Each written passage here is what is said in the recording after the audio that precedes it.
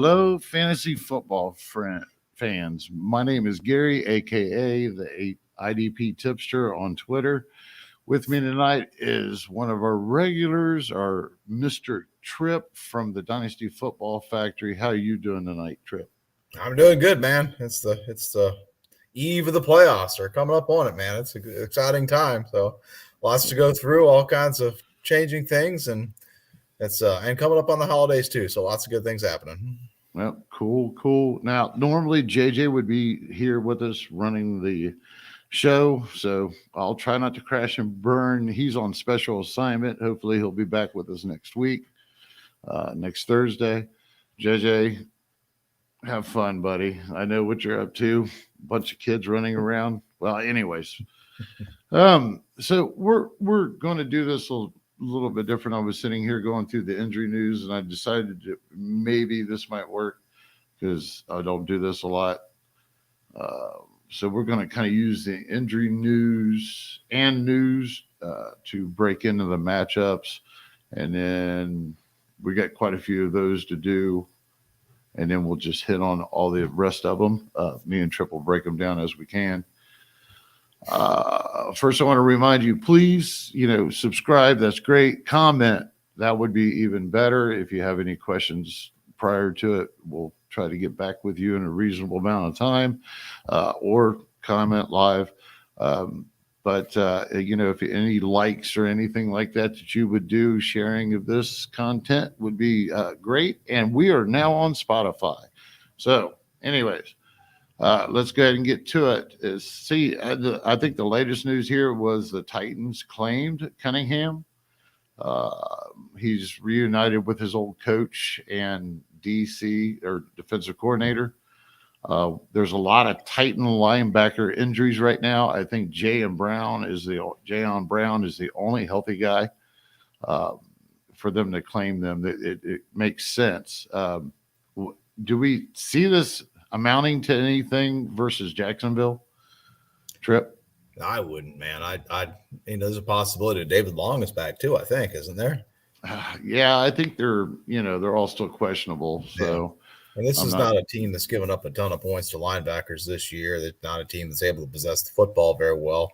And Cunningham, I feel like we have a pretty good comp in Jalen Smith, who was cut by the Cowboys and picked up by the Packers and didn't stick there. So Cunningham, he could play. I would certainly avoid it this week. I mean, maybe he could surprise us and show something in Tennessee and be worth a play in week 14. But week 13, man, I just wouldn't mess with it. Now, the only one I would even consider playing would maybe be Long if he played, but he's been out so long. If I can avoid that, I'm definitely avoiding it. I think the only safe play would be Brown, personally. What? Any must starts, sits, anything stick out about this matchup with between Titans and Jacksonville for you? Texans at Jacksonville. No, that's really it. That's kind of the storyline there is the linebackers. I'm just staying away from them. Yeah. Well, Josh Allen should have a pretty good game. Yeah, he's hard to set. Right. Yeah, I don't think the safety or the secondary will get too much work. The Titans have just been running the ball a lot. So, I mean, those guys could be serviceable in deeper leagues, but I'm not too excited about much of it. Maybe Wingard getting in on some of that running tackles. Would they run the ball between those two running backs they got? I think they ran the ball like 30 times last week, didn't they? Yeah, it was a weird game flow with them. Yeah, it's just kind of got housed, but they got some definitely got some action there with those backup running backs. So. Yeah. It makes it hard to know what to expect, right? I mean, do they run the ball a ton again, or I guess I haven't seen that Julio Jones has come back either. So, I mean, it's just they don't really have any weapons. That whole thing, it just makes it more unpredictable for me, such that I would not really want to tinker with it too much. Right. Titans, Landry and Jeffrey Simmons should have a pretty good contest, especially probably Landry. It should be a solid play, no problem. As an edge rusher, probably a strong play, but just as a regular linebacker play, I'd probably go around the linebacker 2 max. Yeah, that's if he gets a couple sacks. So it would take a little bit, but he's probably better off like a linebacker 3 or 4 if you really need to get one deep. Mm-hmm. But I mean, right now he'd be serviceable if you could put him in that position in some sites. We're going to move on. I don't know how big this is. Maybe you have some input. You know, the cornerback's a little bit better than I do, a lot better than I do. Chargers place Chris Harris on the COVID list. I guess he's probably going to miss this Sunday, or he has to come up with those 2 back-to-back things. If he's out, is there any DB? I'm going to say DB because I'm curious of your answer, that we could see step up and be worth anything versus the Giants or the rest of the season. Is there anybody that we should kind of watch? Because I don't think that there would be anybody we would want to reach for here the first week. Yeah. Depending on how long Harris is gone, really. All right. Michael Davis has been pretty useful if you're in a CB required league. He was useful last year. He's been okay. Nothing special. And then Ahsante Samuel, the rookie, has been on the shelf for a couple of weeks with concussion problems, and he may be back this week. And so they really need him with Chris Harris out. So, and then the third cornerback is a guy named Devon Campbell, which is, they were making fun of him on Primetime Football a couple weeks ago for being bad. So, in a bad spot, I guess you might choose these guys. But against the Giants with Mike Glennon in at quarterback, I think they try to shorten the game and not see how many times they can test these quarterbacks. So I don't see any point in messing with the quarterbacks this week. Not from the Chargers. And looking at the matchup, I mean, the Giants are only so-so giving up the secondary points to begin with. So it's not like a super strong matchup. I don't think anybody's going to miss anything to just sit out this week and figure it out. I don't know. Let's see. I'm not a big cornerback guy, so hopefully they I don't know. The Chargers are probably going to devastate them. Well, the opposite side of the ball is, where I'm a little bit more interested. That's probably true. The Chargers are probably bulldoze, but that right now they're looking at having both Keenan Allen and Mike Williams on the COVID list for the game. So, and then Austin Eckler's banged up. So, interesting to see how they attack the Giants. And the Giants' defense hasn't been bad lately. So this could be a weird game. But those secondary options that they have to replace those guys aren't too bad. And I think it's more of a matter. I don't think that Giants secondary is all that. I mean, there's at least as far as corners, you might know them a little bit better than I do. They may be the targets in this game. Well, the Chargers are throwing a ton, and they're giving up more points to cornerbacks than anybody because of it. And so obviously it's wild card with the receiver situation.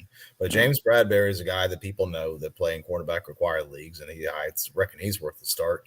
The other guy to keep an eye on is Aaron Robinson, who's a third-round rookie this year, and he is starting because Adoree Jackson doesn't look like he's ready to go. He's banged up. And so both of these guys absorbed a lot of targets last week, and I think they stand to take a bunch of targets this week too. So I think if you're looking at streaming cornerbacks, I think Aaron Robinson's a pretty attractive place to look right now. Well, no. I think Kenny should he still gets his pretty much no matter what, McKinney. So he should be a solid start at least. And then Crowder should still be getting productive by default type scoring. He just, other than Leonard Williams, I mean, they don't have that great of a line. They don't have any edge rushers to speak of at the moment. That rookie has not panned out. Carter's not getting anything. There's not a lot there. The one kid that was getting something was, I think his name is Roach, and he had gotten some play while Carter was gone, and he's actually done pretty well. And he even did it well again afterwards with like just a limited amount of snaps. But I'm not sure if he did anything last week. He didn't stand out in my mind. I think Azeez Ojulari's been okay this week. I mean, he's for the year anyway. He's playing, I think, the most snaps of that group. Yeah, and considering that Herbert's going to have to stand back there and pat the ball without Keenan and Mike Williams to throw the ball to, I mean, it's not a terrible start. Nah, not me. I'll pass on that because the Chargers' offensive line have just not allowed that much pressure. I wouldn't be in a hurry to start him. I agree. Right. Yeah. I mean, personally, I'm keeping my eye on that Roush kid. I don't understand. It seems like that they get some decent depth talent there. There might be something there next year. I don't know. So moving on, did we cover the other side of the ball, the Giants? And Yeah, tried. All right, so we're good to go. So Sweet was apparently going to play this week or come off IR with the jaw thing for Washington. But the defensive end, he's going to be out anyways because he's on the COVID list or expected to be out or is out. Yeah, he is out. He's unvaccinated, so he's got a 10-day set. Right. So just going with that, Randy Gregory is designated to return. All right. So Lawrence returned last week. Looked like he had a little gas to him. He didn't play a huge amount of snaps, but he should be ready for more of a role this week. And then what do we do if Randy Gregory is actually active between him and Armstrong and Lawrence? Really, what would your play be on this? Well, I certainly played Demarcus Lawrence. I like him a lot. I've been high on him for a long time. I think he's a good player. I think anytime that people can point to depressed production for any sustained period of time in the last few years, it's been because he's been banged up. I think when he's healthy and ready to go, I think he's an effective player. So he's a guy I'm absolutely starting in anywhere I got him. Unless, I guess if we're in a 1 DL league, you might have something else. But if you're in 2 DLs, you start Demarcus Lawrence. Randy Gregory is a little bit of a deeper option, more of a defensive end required type of league, but I do like him. I think that he's been pretty effective as a pass rusher, a bit of a boom bust option. He's not going to pile up tackles, but I don't hate him here against Washington. You see what he can do here. And, if you're looking for a deeper option, he's I think a worthwhile place to turn.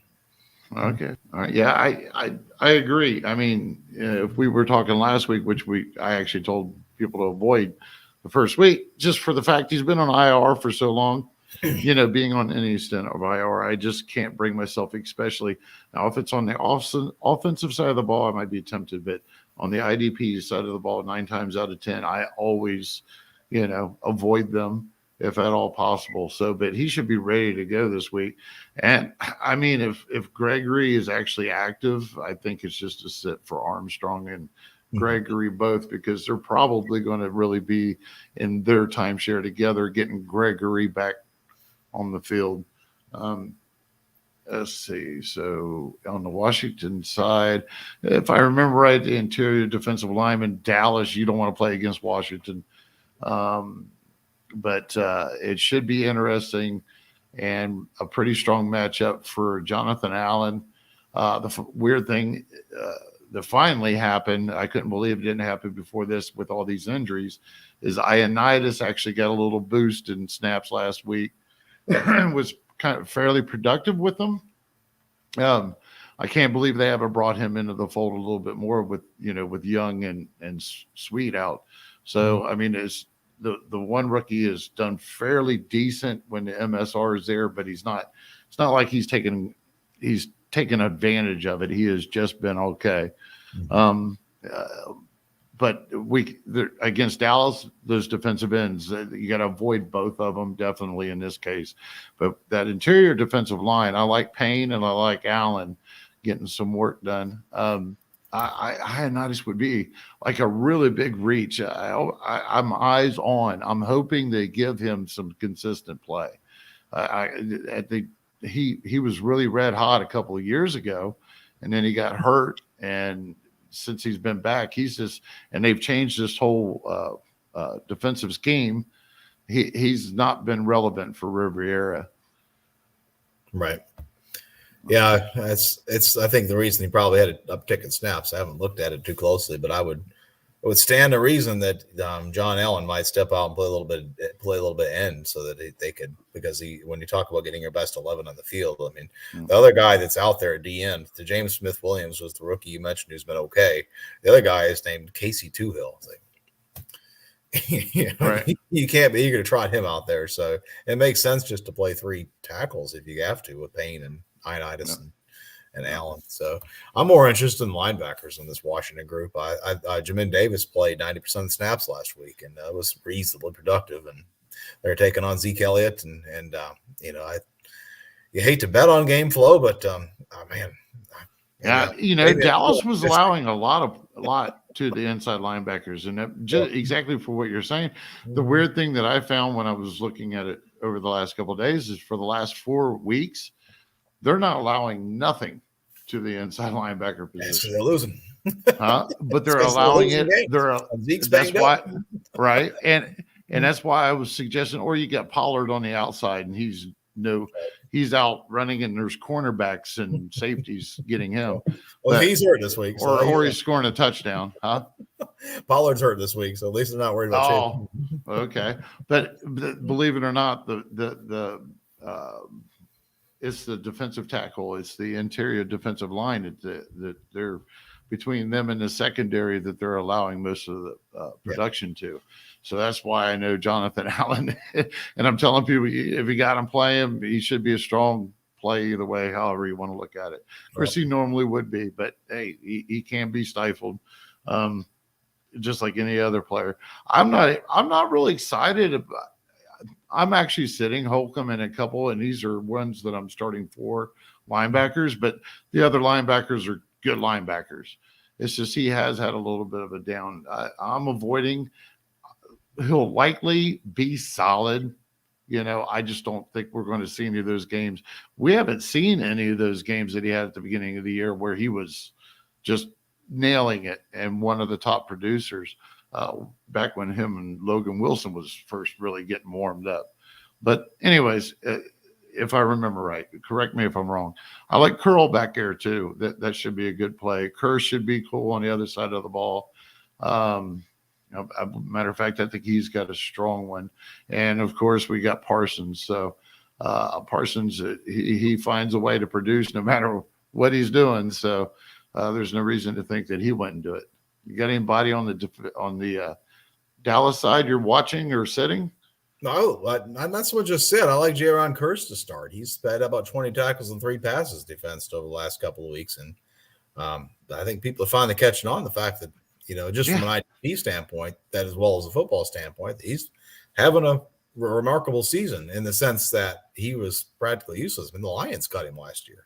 And here he is in Dallas, and he was all of a sudden a full-time starter. And it didn't happen right away. I mean, he eased into the season as a part-time guy, and injuries and lack of talent have opened the door for him. But he's really taken advantage. He's played well, and he's been a good IDP. So, and the linebacker group is weird in Dallas. You got, Parsons plays a lot of edge, and then you got Neal and Van Der Esch. It's like, what are those guys doing? And Kearse is finding himself with plenty to do in the box. So I think he's pretty attractive in this matchup for me against Antonio Gibson. And, we'll see how Ricky Seals-Jones is back too. That may be somebody he has to chase.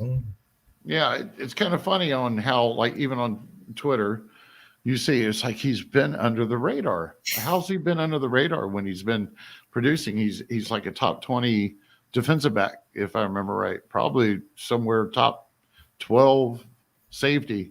Don't quote me on that, but I'm just telling you, the guy's really been producing. So, yeah, it's kind of weird how people are like catching on at the end here. Jamal Adams is out for the rest of the year. Tor Labrum. Who do we excuse me. Who do we think replaces him and picks up whatever production is left behind with the Texans?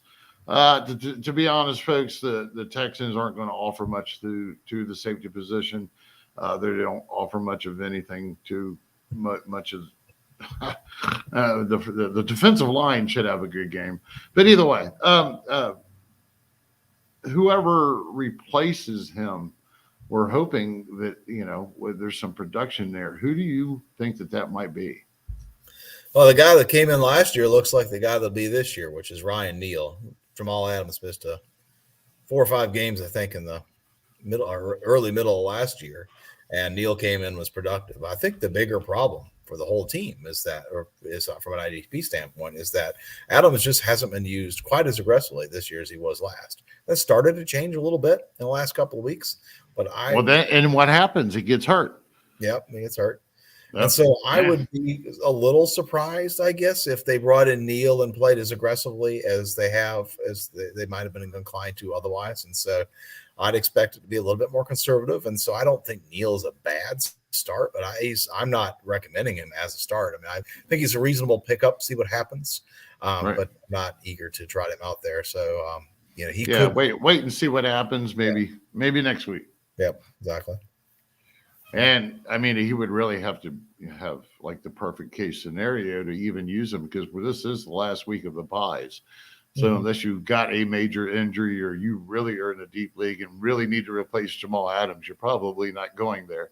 Right. But, hopefully be able to see for those deeper leagues or for that special situation, whoever does replace him, then I totally agree. It's probably Neal. I think he gets like the fourth most snaps a week in that secondary, sometimes fifth. I'm not really 100% sure. He's like a third DB, third safety or something. Anyways, isn't he? Yeah, I mean, he's been kind of a rotational piece to date, but it's just like they're expecting this, from what I've seen, is to step right in with Adams being out. So a useful player in that he's probably full time. You don't want to. You can't. That's the thing. You can't even bet for sure that he's full time. I mean, it might not be, but that's what we're expecting. So that's why you can't. Yeah, they love using those DBs. So if it doesn't show this week, it probably ruins or trying to figure it out for the rest of the year, because by the time we do figure it out, it'll be too late to even use one. No, the good news is that we'll see deployment, right? So if he is used aggressively, if he does play 100%, if he does blitz, yes, then you know that for the fantasy playoffs, you have something that might be a good option, depending on what matchups in the playoffs with your other players. But against Houston, like you said, it's not giving up a lot of fantasy points to safeties. There's no reason to play him this week. Just see what you got. Right. So who are we targeting? Let's see, to start this week. When it comes to the Seattle defensive line, I am never excited about any of those guys, Al Woods and such. It's actually a good matchup on paper for them, but it's usually some horrible rotation to the point where if the points are there, everybody gets a little piece. So, and it's usually not including a sack. Every once in a while, I think Hyder pulled off a sack a couple of weeks ago. The ones that I am interested in probably would be Taylor, the defensive end. There is some production to be had. I think it was the number one production to be had from Houston off the edge, probably because Taylor's been running it so much, or they just can't. Of course, I know the rookie took over too, so I think he's supposed to start, and that's not any better. So I think Taylor, even though he only runs like 40 or 50% of the snaps, he could be in a deeper format if you need like a third DL or something along that line. He could fit in there nicely. And then I also like Rashaan Green in this situation. When those edge, I've noticed this. I've actually used this to my advantage. He's actually a strong side linebacker. But the way they use that linebacker, his position in there, he actually does a lot of rushing off the edge at times. So he's actually come up with some sacks and decent production off the edge when need be. And this is a good matchup for that.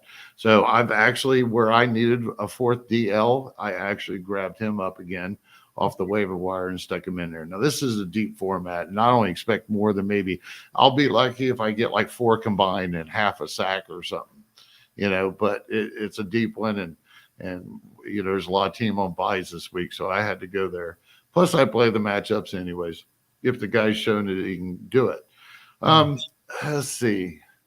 Diggs should probably step up. I wouldn't be surprised if Diggs ends up being the actual strong safety or playing that up in the box guy, and they use some of those defensive backs back here in the back. That wouldn't surprise me either. Brooks, I'm not sure if Brooks or Wagner, both of them are good plays this week. From what I've seen, they're not allowing a lot to that position. So I wouldn't expect them to hit any of their ceilings. They'll probably hit their average. So, just something to keep in mind if you happen to have another stud that you would like to play in place of Wagner. It's hard to sit Wagner, folks. I'm talking some deep leagues. So, all right. Anything on either side of the ball for you? Yeah, I like on the Texans. I got a couple. I kind of like the edges for the Texans this week. I just think that Russell Wilson, he led the league in sacks taken last year. The offense doesn't look right this year. He's holding the ball. He's fearing the pass rush, as we saw in prime time. I wouldn't mind getting Jonathan Greenard out there, even Jake Martin, who is his bookend. Martin's actually playing more snaps than Greenard. maybe because Greenard's been banged up. But both of those guys, I think, are worth a stab in a deeper league where you have a defensive end required type of a situation. Mm-hmm. And then for the Texans, the other worthwhile noting is Justin Reed. He's been playing almost exclusively deep for the last 3 weeks, and he has 10 total tackles in that time. So I'm not eager to get him out there. The Seahawks aren't exactly feeding the safety position anyhow. And so he's a name that I know people like, but his role is just seems to never be that consistent in the way. Who's playing up in the box? Eric Murray. So yeah, that's a sticky situation when it comes to that. I'm glad you brought that up. Let's see. So I guess we're going to move on. We're running out of time. I'm going to keep us here all night, folks. What do you think, Tripp? Okay, so Cameron Jordan's on the COVID list. Davenport, this is for New Orleans, folks, so there's defensive ends. Davenport has a shoulder and been limited in practice so far, so he's banged up again, unfortunately. Finally showed there and got hurt again. But either way, the only two healthy guys they have reportedly is Jalen Holmes and Carl Granderson. I think Peyton Turner might be on IR, the rookie. But Carl Ganderson has actually been getting some play here and there when guys have been banged up. So I would imagine he would be first guy in if either one of those, Davenport or Jordan, wouldn't play. What's our – it's the Jets. It's a really good matchup on paper for these guys. All across the whole defensive line for New Orleans. Jess has just been feasting, giving up everything. What do we do here with Davenport? And I don't know if Jordan can make it back or not. I'm expecting he's out. I don't know that for sure because this COVID thing is weird. It's the best way to think about it. Yeah. Jordan is, I saw something today, the second most double teamed edge in the NFL. Mm-hmm. And because he commands so much attention, the other guy gets a lot of sacks. Without Jordan out there commanding attention, I don't want to play Jags like Holmes and Granderson. So I'm off of those guys. The only DL that I'd be interested in is David Onyamada in a DT required league for the Saints. Even Onyamada hasn't been all that good, all that productive this year. But against Jets, good matchup. He's a good player last year. I'd give him a chance. Yeah. So you think he'll start? If Davenport and Jordan was out? No, Onyamada is a starting 3-tech on the Saints. Oh, right. Yeah, the defensive tackle. I apologize. Yes, that I could never pronounce that guy's name. That's why I didn't even recognize it there, Tripp. Oh, yeah, he's he's a strong dude. I again, talking about these deeper leagues and stuff, folks, if something happened that Jordan couldn't play, the next man up is going to be Granderson. And if you're in a very deep, I'm keeping my eye on this situation because I've actually got a couple of leagues that I could stand anybody going up against anybody in a good situation. So I'm going to mention a couple others coming up. But I would, reach if I needed that DL4 play or edge deep play. I'd go Granderson if I could get him in there, just because it's such a strong one. Now, the Holmes guy I don't know very well, but the Jets give so much that these guys basically would have to go Olay the whole game without at least falling into 5 tackles. Maybe not 5, but some kind of production to where you just don't take a 0 when you don't have the backups or whatever because of the bye weeks. And I just happen to be stuck that way in a couple of leagues. So I actually like them to that point. I don't expect anything special out of the linebackers for the Saints because of the Jets. There's nothing there. If I remember right, the best plays were in the secondary, and they were only going to be solid at the best, based off of what the Jets like to give up to the positions. Anything you got? Anything for them? Yeah, Malcolm Jenkins. You start him if you got him. I mean, he's a guy that I think is perennial underrated. So he's a set and forget it guy for me. He's not been quite as productive this year as he's been in years past. No, he hasn't been. I've noticed that he slowed down a little bit. Yeah, he might. That might be it. He just might be. He's like 34, I think. He just might be about that. Well, that's what I was wondering about Davis. inside linebacker. He had a couple of games there where like he was taking it off, and Alexander was getting it all. And he's also 32, maybe. He's up there in age too. I can't remember. Davis, yeah. So these guys like, okay, what are we taking a break mid-season and letting some of these other guys do it or not? I actually am avoiding Davis this week just for that fact that he's actually bounced up and down. I do have a couple leagues. I don't have Davis in, but I'm actually playing Alexander, and it's actually paid off pretty well as a deeper play. But I don't expect too much out of them this week. So if I was capable of doing it, I actually got them on my benches. Those two leagues happen to be starting the playoffs. So I wanted to make sure that we could, I could get the best odds of hitting something. All right. Let's see. We got anything on the other side of the ball? I think the guy we're starting over there is Quinnen Williams. Oh, definitely. Yeah, I mean, of course, that's probably goes without saying. The other interesting situation to watch is the safety situation. Lots of folks like Ashton Davis. I wouldn't play him this week. I think the player who's seems to be a little bit more of a preferred option in terms of fitting gaps has been the second-year man Elijah Riley, come out of nowhere, UDFA out of Army, and he's looks like the better option to do right now. Ashton Davis just doesn't look right in run defense, and so I'm sitting him where I have him. Well, I don't have him anywhere. Is he listed as a cornerback? Elijah Riley, I don't think so. He was a college cornerback, but everywhere I've seen, I haven't looked at a ton of sites, but where I could use a couple of good. I've been streaming QB or cornerbacks, so yeah, well, I think I got a couple of good ones. But might have to look, but it's on MFL. He might not be. I don't know. No, he's a safety in MFL. That's okay. Well, then that matters. Yeah, I get a couple of sleeper too. Yeah, I'm avoiding the rest. Other than Williams on the defensive line, I'm avoiding everybody else there. Mosley should be solid enough, and Quincy Williams, he continues to overplay MSR anyway, so he should at least be solid, probably a little upside. Somehow he keeps just producing. Mosley does too when the MSR is right, but he doesn't overproduce. He usually just gets it for his stat or for his position. We're going to go on to okay. So we know that Logan, why not put Logan Thomas on here? I have no idea. But not a good start this week. Yeah, Logan Wilson, right? For the Bengals. Not a good start either. That's funny. I do have it right. Logan Wilson is on injured reserve now for the Bengals, right? Okay, so are we assuming Pratt is going to step in and play a full-time role, probably wear the green dot? Is he? I mean, he plays. He's not been injured, so could we play him if we needed to against the 49ers this week with confidence? I'm playing him. Yeah. I think he'll have plenty of opportunities for 49ers running backs to hit him square in the shoulders and let him fall backwards and get credit for tackle. So yeah, he's a guy I wouldn't hesitate to trot out there. Yeah, it's one of those cases where it's clear. It's a clean shot default. This guy's got you covered here.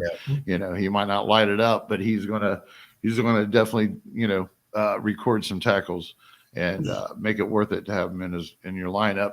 It's appropriate level. I think Jesse Bates, I think Von Bell should also have a good or decent game in this situation. I believe that Von Bell is going to help out that situation without Wilson in there, because they really, I don't trust the Bengals depth. Anybody they bring in there part-time to be with Pratt anyways. So I think it's a pretty decent matchup for the defensive ends, good enough that those guys have been hitting it, so they should be solid. But I'm worried about Hendrickson. Over the last 2 weeks, he's gone from playing normal snaps in the 80s, and I believe upper 80s, to like 64 and some percent, 65% for the last 2 contests. Now he's still been performing, but that made me I couldn't, I marked in our start sits on if they're real solid enough, just solid, strong, whatever. And I just had to go with just solid with him. I mean, it's not that great of a matchup that I'm going to just make it a give me, versus the 49ers. Sure, he probably will get a sack. I don't know. That's a large portion of snaps to lose. That 20% makes a big difference, or 25% change. What do you think, Tripp? Yeah, I think that's worth watching. He's the beat on him coming out of college was that he had great athleticism, but had short arms. And so one of the tape comps that tape issues that people talk about is where he went against Jonnu Smith. And I think that Hendrickson went to FIU, I want to say, Florida International. And so he had very few opportunities to line up against NFL type competition like Jonnu Smith. Jonnu Smith, of course, is not a tackle; he's a tight end, and Jonnu Smith was able to handle him. And so that was one of the concerns that people had. So I think maybe what's happening for Hendrickson is that he's just a bit more of a pass rusher, a designated pass rusher, and is struggling to stack and shed as a defensive end, and so he might be losing some snaps out there. So that's a minor concern. I'm a guy that typically starts my defensive ends based on their sack upside. It's rare that I see a guy that has enough tackles to be a guy that I want to that I'll put in there and say, well, it's okay if he doesn't get a sack. Like for me, if my ends don't get a sack, it's a loss. And obviously it's not going to happen every week. You can't expect your ends always to get a sack, but that's the way I size it up. They're either getting a sack and it's a win as a sit start topic, or it's a loss. And so with Hendrickson, yeah, it's a bit of an issue. I mean, you hate to see him lose snaps. Anytime you're losing playing time, you're losing opportunity. But if I don't love this matchup for pass rushers for sacks. I think a lot of what's driving the 49ers production is that tackle production. And therefore, I guess Hendrickson would be more worrisome if you're looking for tackles from your ends. But I'm always looking for sacks, and so I'm really not starting him either way because I'm not looking for big sack production in this game. Right. Well, yeah, just pump the brakes just a little bit here. Anybody else on either side of the ball you'd like to mention? A couple of defensive backs are worth noting. Jaquiski Tartt's banged up, and it looks like he is going to play this week, but I know he didn't finish last week. And he's playing deep more, and it's probably, like we talked about, Jamal Adams. He was a box safety, and it just hasn't really thrived in that role, in part because he's banged up all the time. And so it's more been Jimmy Ward that's played closer to the line of scrimmage. And so Tartt's a guy that I'm sitting if anybody's thinking about playing him. But more interestingly is Josh Norman at corner. I think he's one of the best cornerback plays we have this week.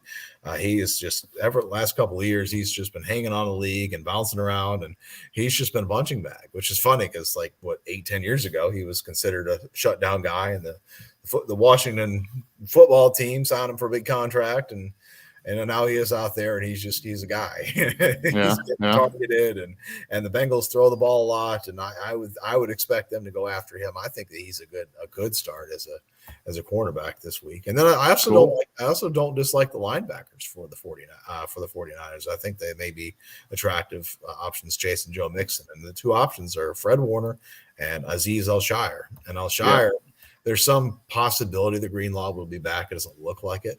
But our man John Macri at Pro Football Focus posted a couple weeks ago. He said that he was watching it, and it looked like Al-Shire was running ahead of Greenlaw, which is really an interesting development to keep up with. So we won't see for sure this week, but it's worth noting. And I think that he's worth the play.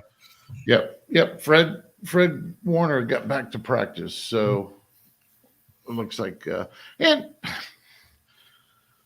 Al has done a good job in place of Greenlaw, I think. So it wouldn't surprise me if he did stick and hold on to this job to go forward. I like DJ Jones. I think Nick Bosa will be fine. Other than that, on that defensive line, I'm not interested in too much. Armstead, he stumbles into some production from time to time. I don't trust him in this one. I really don't trust him at all. He's kind of inconsistent. If I remember right, it might be me. I'm not a fan. but I don't ever look his way for some reason. I don't know what it is. So John Lynch is the 49ers general manager, right? Famous safety. Yeah. But yet he gives us two safeties since he's been there that just, I mean, it may be good for their team on the field, but for IDP, I have never enjoyed. I've always avoided those guys, and I'm talking 4 or 5 years, 6 years, whatever. They've been there forever. You ever had any good usage out of Jimmy Ward or Tart? Tart, I mean, what's his face? Ward has had a couple of moments this year. It's not great. I mean, he's not a guy that you're excited to have. And it's been a couple of times where Tart, his deployment looked like it would be useful, and it just has never really come together for him. So, it's an interesting point, right? Because Lynch was that enforcer that, for so many years, but that's a bygone era of NFL football, unfortunately. Yeah. One of the things worth mentioning, too, for the 49ers is that you mentioned Armstead. Armstead's becoming more of an interior defender lately. Ever since Javon Kinlaw got hurt, Armstead's had to play more inside. So and that happens to him so often. The one year that he really blew up about 3 years ago or something, he actually got to play the defensive end for like that year or something. But yeah, you're right. He's always the odd man that gets kind of, I hate, pardon my French, but screwed. Right? You missed your versatility, I guess, for him. We're gonna hit the Baltimore real quick. We're gonna be going on here forever, Tripp. Unless there's something else you really wanted to add there. What you got in Baltimore? All right. So Humphreys is out for the season. They've already lost their free safety. If you guys don't know it, Brandon Stevens, a defensive back, has been filling in, and he's actually been fairly productive. He's actually got a good matchup this week, and I picked him up in a couple of desperate leagues and stuck him in there as my third option for safety. I do like the matchup. That's the main reason. But with Humphreys out, we've had players like Chuck Clark that's just fallen off the map. We've got Avery in. Jimmy Smith's always beat up. I think he might be playing right now. Who are we really looking at that the Marlon Humphrey production and position could possibly go to? I wouldn't try to chase that at the cornerback position in Baltimore. I mean, he's just good call. I mean, he's just a good player. He plays inside. He plays outside. I would like that. Yeah. Cleaner breakdown of duties with him being out. So I was sitting on the edge of my seat, Tripp, because if you had that inside name, I was going to go bookmark him real quick. Hey.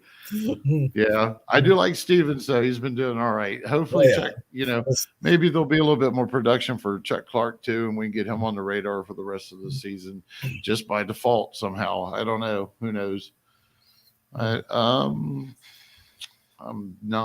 Nothing else is really standing out about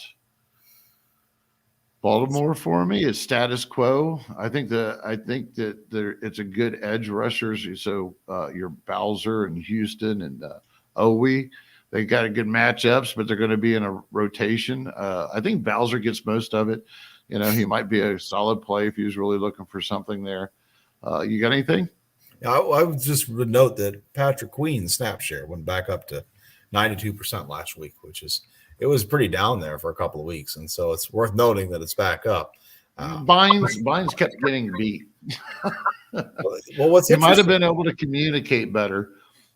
That's realistically, that was, pardon me? What's interesting about Bynes is the reason he came on in the first place was because Queen was so bad in run defense. At least that was what I had read. And so then they played Cleveland 2 weeks ago, and Bynes had like 3 tackles. It's like, what happened there? So I'm tempted to give Bynes a mulligan and see what he can do because that Cleveland wants. He actually had like 2 bad games in a row. Yeah, didn't he? Oh, yeah. And then he took 2, and then he bounced back. He's out there because he's the guy that's going to get hit square in the chest. Yeah. But so if I'm starting 4 linebackers, I mean, Queen is kind of back in the mix as a consideration for me, where he wasn't a couple weeks ago. And if I'm in a really deep league and I need something, then Bynes is kind of his last hurrah. It reminds me of Jared Davis a couple weeks ago when we were both like, this is his last chance. If it doesn't happen this week, just cut it. And of course, we had to cut Yeah, yeah. The Ravens did it enough with the Bynes just in like 2 or 3 weeks, just long enough that he was actually released on a bunch of waiver wires out there in some regular size leagues and standard size. Yeah. So yeah, some people got lucky here because he actually has been, and he's productive no matter how many snaps he gets.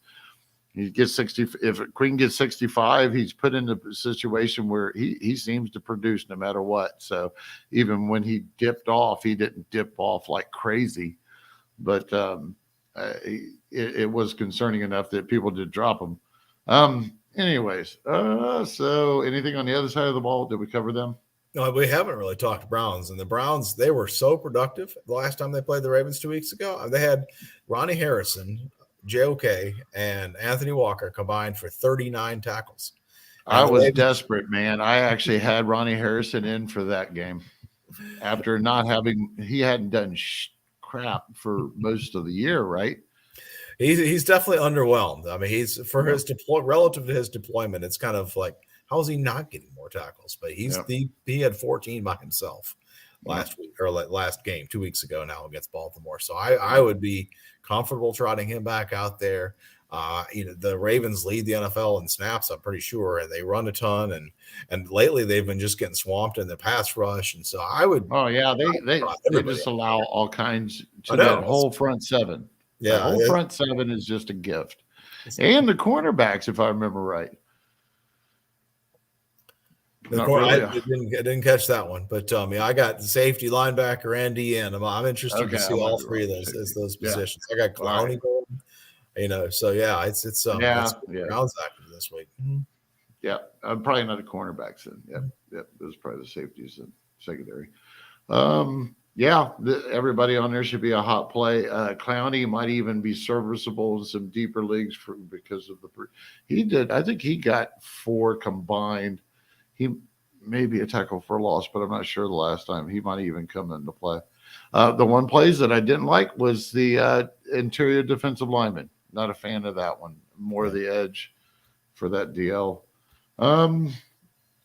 So right now, actually, what I wanted to do is that playing the night with the Steelers and the Vikings last week, defensive end, which is an interior defensive lineman for the Steelers. Actually, Wormley had a great game and a revenge game against Baltimore. And there's an example of why we keep saying that you got good plays there for Cleveland this week. But either way, Woolman for Minnesota, which is playing right now, he's actually put together a couple of really nice games, and he matched the MSR really nicely. A couple of outstanding games, I think, in some formats. He's actually did it 2 weeks in a row, and I'm wondering what they're sitting at now tonight to see if they're going to be able to continue to be worth anything for the rest of the playoffs. You got any thoughts about those guys? To me, Wormley he's a 2-gapper guy. He's a 5-tech. He's the third guy out there with well, I guess it's Tuitt's been hurt all year, so that's probably not fair. But Wormley to me is a guy that's setting the table, hold the door open for Cam Hayward, TJ Watt, and the others. I think that was an anomaly last week that he had the double-digit sack game. I wouldn't be turning back to him. His current total is 1 tackle and 1 assist on the night. I think he might have a quarterback hit too.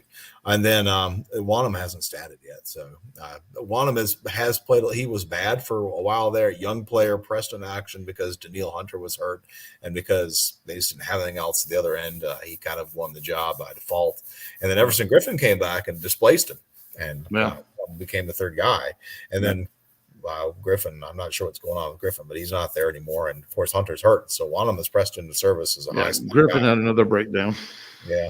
So all right. So Wanham has the numbers, but if he's in the right matchup, I don't hate it. But you look at the last week they played the Lions and gave up 29 points. So he's contributing to a defense that's bad, and so it's because he's not particularly good. I mean, hasn't been as bad the last 3 weeks, but. It's got to be the right matchup to want to trust him. And the Steelers aren't terrible. Yeah, I feel the same way about him.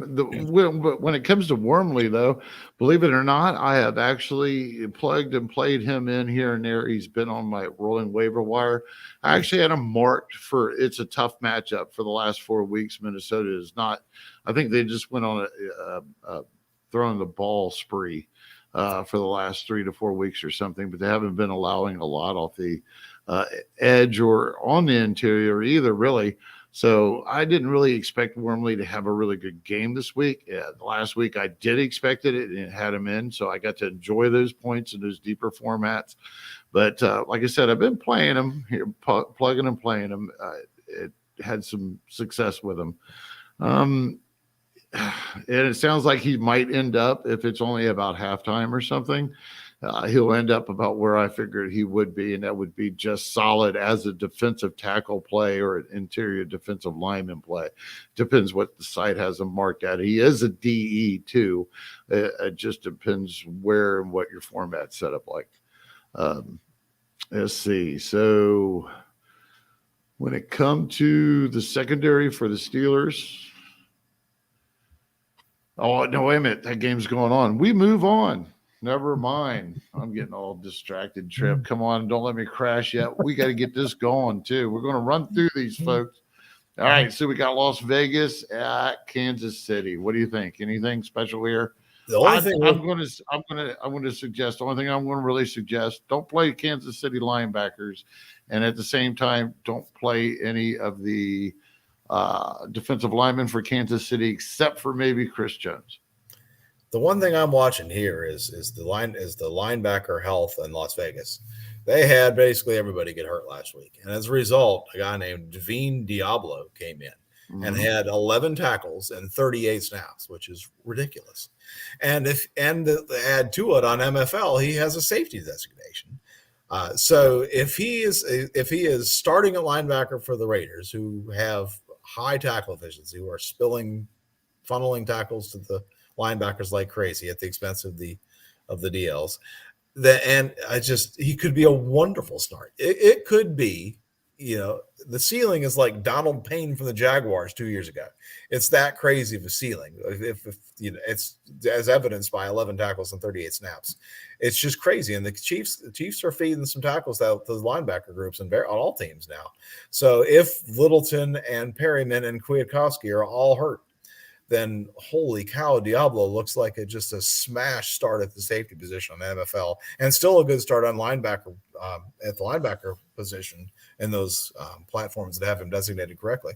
All right. Don't quote me. I think Littleton is ending up. I think he's already okay, but I'm not 100% sure about that. What I like about the whole situation and what's arose with Diablo is definitely have a dynasty target here.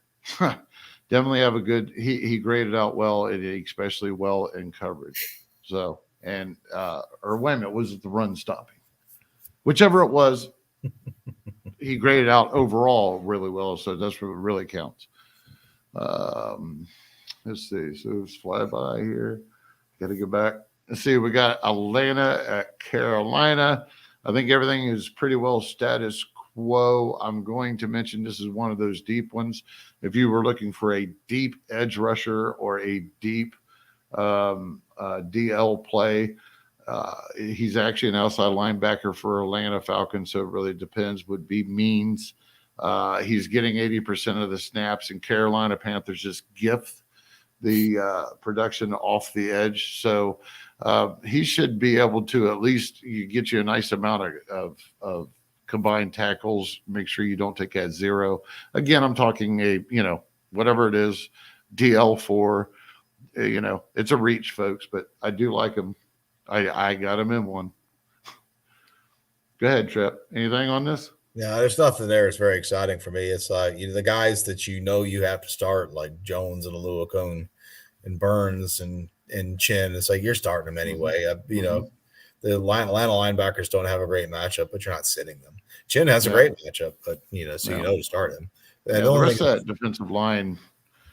I mean, the linebackers Jones and Oakland, they're going to get production period. The only inside linebacker that's not is probably Carter for Panthers. That's what I got sitting too. Yeah.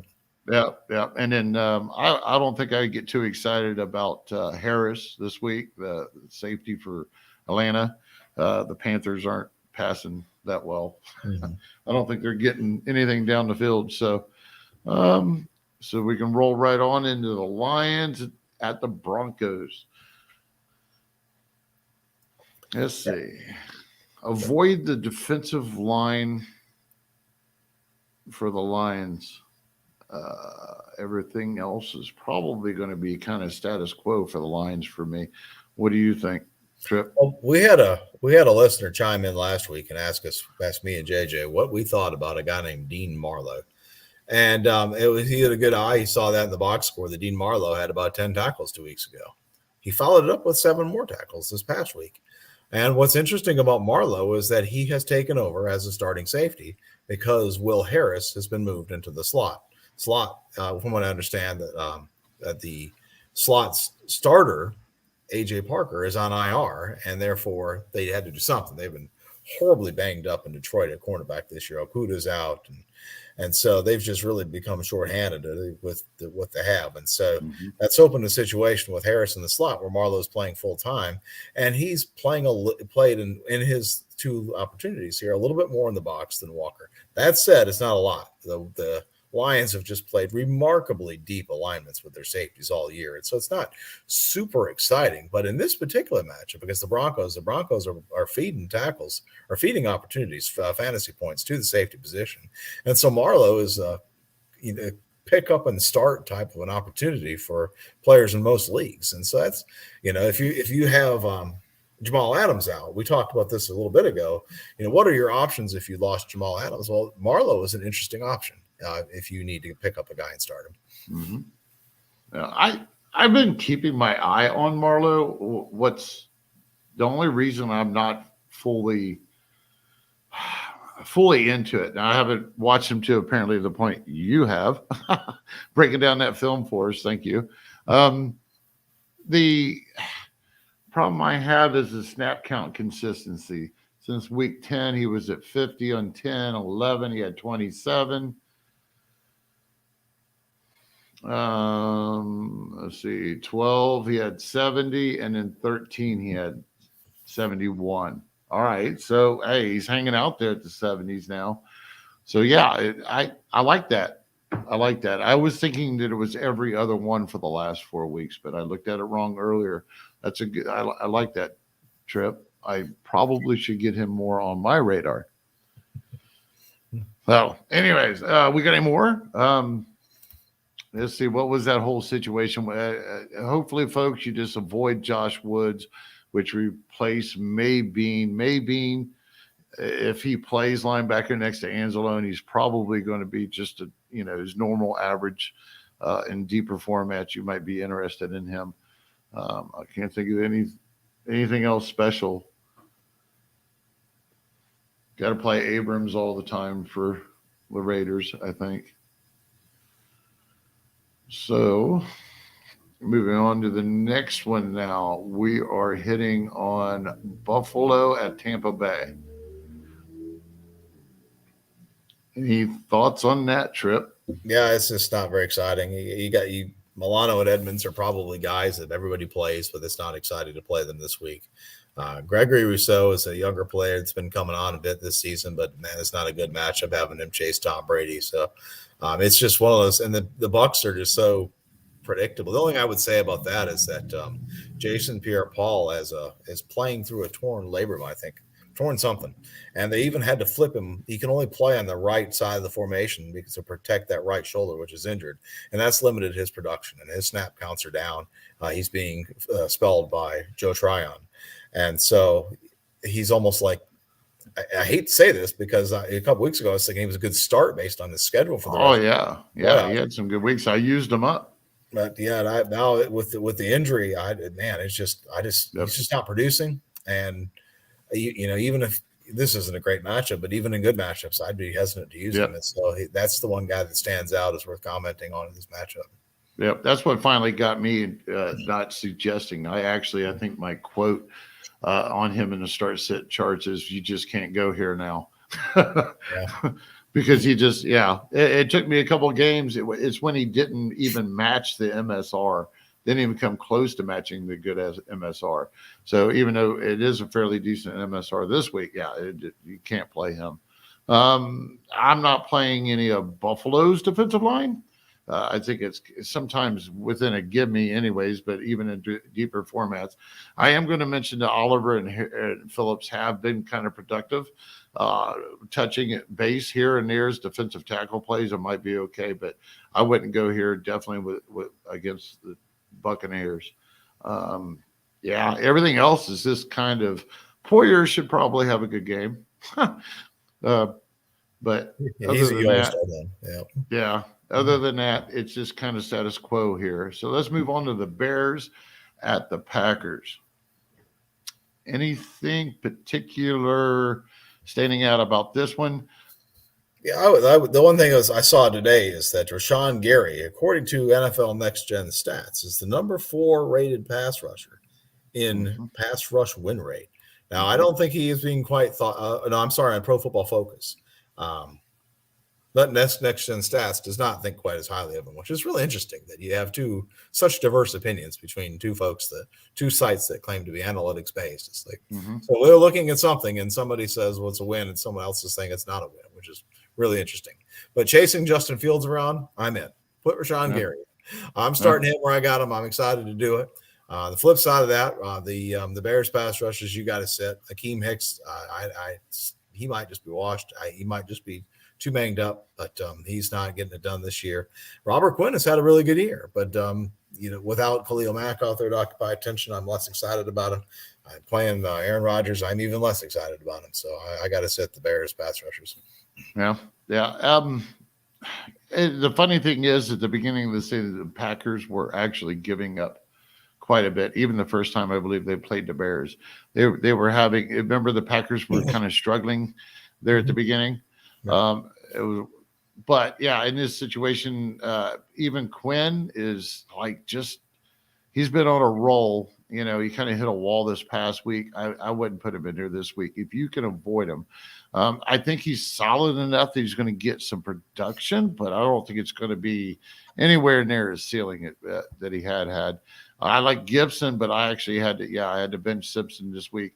And what happened is that basically for the last 4 weeks, especially, all of a sudden Green Bay is protecting Aaron Rodgers and the edge.